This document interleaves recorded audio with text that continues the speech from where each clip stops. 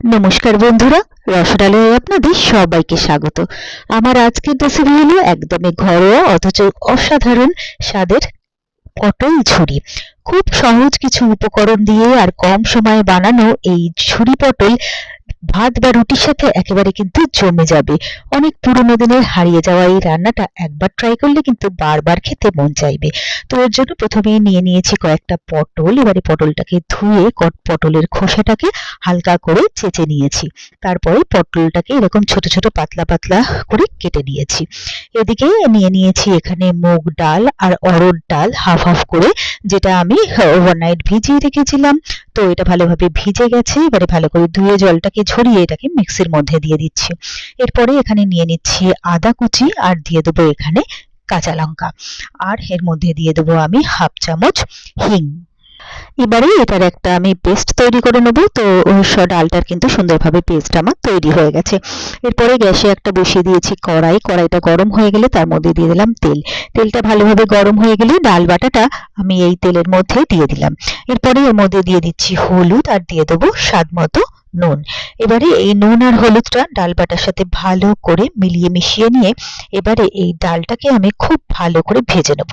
আর এই রান্নাটা কিন্তু ভীষণ চটজলদি হয়ে যায় আর খেতে কিন্তু এটা অসম্ভব ভালো হয়। তো ডালটা কিন্তু বেশ আমার সুন্দরভাবে ঝরঝরে ভাজা হয়ে গেছে। এবারে ডালটাকে আমি তুলে আলাদা প্লেটে রেখে দিচ্ছি। এবারে আবার ওই একই কড়াই দিয়ে দিলাম তেল। তেলটা গরম হয়ে গেলে তাতে দিয়ে দিলাম হাফ চামচ কালো জিরে আর দিয়ে দিচ্ছি এখানে হাফ চামচ চিলি ফ্লেক্স। এবারে এটাকে কয়েক সেকেন্ডের জন্য ভেজে নিচ্ছি। এটা যখন ভাজতে ভাজতে বেশ একটা সুন্দর ঝাঁঝালো গন্ধ বেরিয়ে যাবে, এরপরে এর মধ্যে আমি যে পটলগুলো কেটে রেখেছি সেই কাটা পটলগুলো দিয়ে দিলাম। দিয়ে দিচ্ছি এখানে অল্প করে হলুদ আর স্বাদ মতো নুন। এবারে এই নুন আর হলুদটাকে পটলের সাথে ভালোভাবে মিশিয়ে নিয়ে এবারে পটলটাকে ভালো করে ভেজে নিতে হবে। তো পটলটা কিছুটা ভেজে নেব, তারপরে এটাকে আমি কয়েক মিনিটের জন্য ঢাকা দিয়ে দেবো।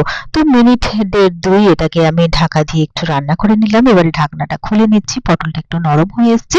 এবারে পটলটাকে আবারও আমি খুব ভালো করে ভেজে নেবো। পটলটা কিন্তু ভালো করে ভাজা না হলে এটা কিন্তু খেতে ভালো লাগবে না। তো পটলটা আমার বেশ ভালোভাবে ভাজা হয়ে গেছে।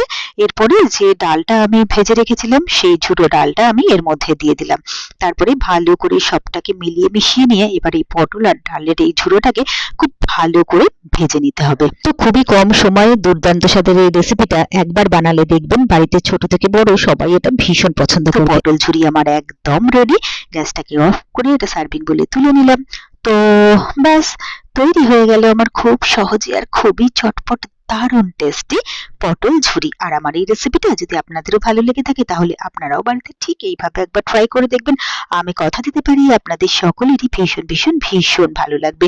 আর আমার রেসিপিগুলো যদি আপনাদের ভালো লেগে থাকে তাহলে প্লিজ আমার ভিডিওগুলোতে লাইক কমেন্টস শেয়ার করবেন। আর আমার চ্যানেলটা যদি নতুন চেক করতে থাকেন তাহলে প্লিজ চ্যানেলটাকে সাবস্ক্রাইব করে পাশে থাকা বেল আইকনটা প্রেস করে দেবেন। আর আমার ফেসবুক পেজ আর ইনস্টাগ্রামটাকে প্লিজ ফলো করে নেবেন।